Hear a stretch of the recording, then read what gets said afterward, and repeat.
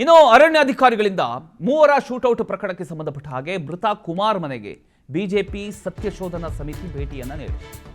ಚಾಮರಾಜನಗರದ ಹನೂರು ತಾಲೂಕು ಲಾಸರ್ ದೊಡ್ಡಿ ಗ್ರಾಮಕ್ಕೆ ಭೇಟಿ ನೀಡಿದ್ದಾರೆ.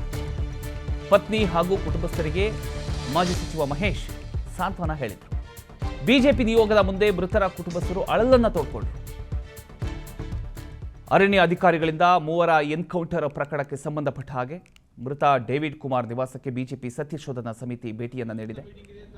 ಅದರ ಒಂದು ದೃಶ್ಯವನ್ನು ನೀವು ಗಮನಿಸ್ತಾ ಇದ್ದೀರಿ. ಮೃತ ಕುಮಾರ್ ಪತ್ನಿ ಹಾಗೂ ಕುಟುಂಬಸ್ಥರಿಗೆ ಸಚಿವ ಎನ್ ಮಹೇಶ್ ಅವರು ಸಾಂತ್ವನ ಹೇಳ್ತಿರ್ತಕ್ಕಂಥ ಒಂದು ದೃಶ್ಯವನ್ನು ನೀವು ನೋಡ್ತಾ ಇರಬಹುದು.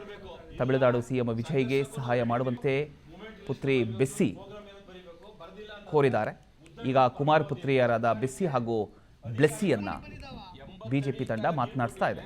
ಬಿಜೆಪಿ ನಿಯೋಗದ ಮುಂದೆ ತಮ್ಮ ಅಳಲನ್ನ ಮೃತ ಕುಮಾರ್ ಕುಟುಂಬಸ್ಥರು ತೋಡ್ಕೊಂಡಿದ್ದಾರೆ.